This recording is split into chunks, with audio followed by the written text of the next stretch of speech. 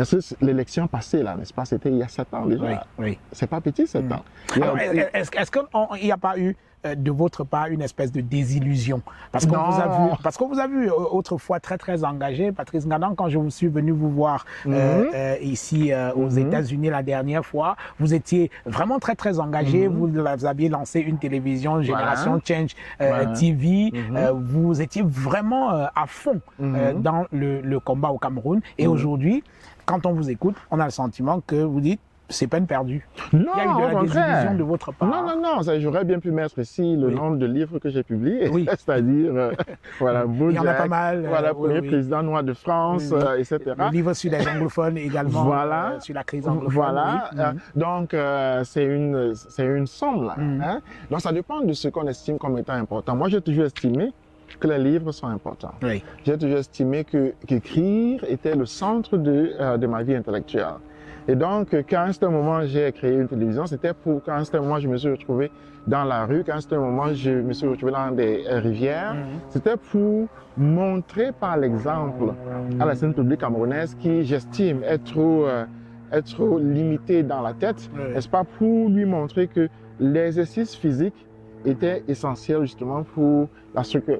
Pour le balancement moral de la scène publique. Donc, c'était pour montrer par l'exemple ce qu'un leader, j'estime, devrait faire. Lorsqu'un leader qui se retrouve chez lui à faire des conférences de presse, etc., qui n'a jamais été dans un marigot, qui n'a jamais été, du moins, dans ce moment de sueur collective, moi, j'estime qu'il lui manque cette touche-là qui fait qu'il puisse structurer le futur dont le Cameroun a besoin. Le Cameroun est administré et administrativement structuré.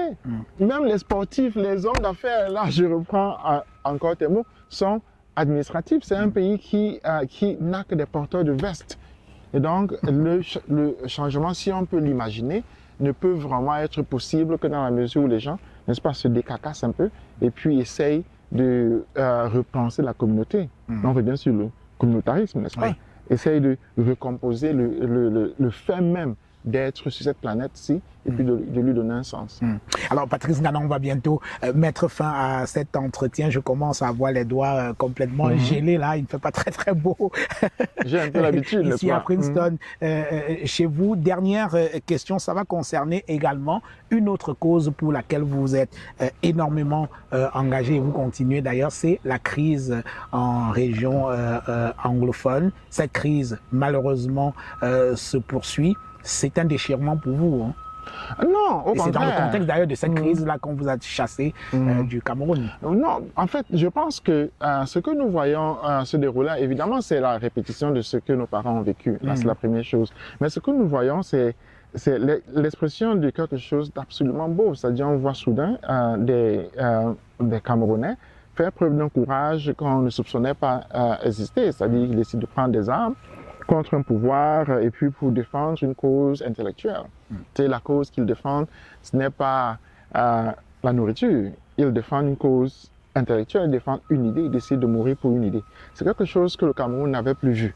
En fait, avait cessé de voir depuis 1970.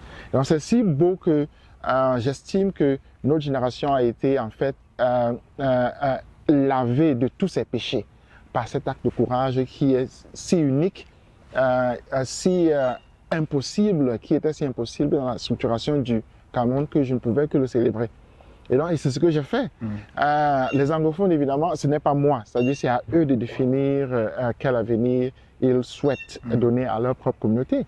Et je ne serai que le batteur de tam-tam, n'est-ce pas, devant leur courage. J'essaierai de faire, et j'essaie de faire ce que Mongo Betty a fait pour les Bamileke, par exemple, c'est-à-dire d'être celui qui, à partir de l'extérieur de leur propre communauté, essaye de présenter le plus clairement possible ce qu'ils veulent, afin que chacun comprenne qu'on ne peut plus retourner sur le Cameroun d'avant, comme si eux là, qui devant nous ont fait preuve de courage, n'existaient pas.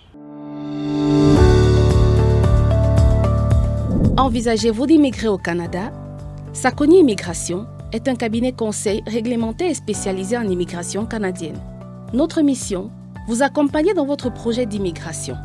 Nos services, le permis d'études, le permis de travail, le visa visiteur, la résidence permanente, incluant l'entrée express et les programmes des provinces, le parrainage, le IMT, et la citoyenneté canadienne. Sakoni Immigration sera votre guide. Pour en savoir plus, visitez notre site web ou appelez-nous. Vous pouvez aussi suivre le lien ci-dessous ou scanner le QR code pour demander une évaluation initiale.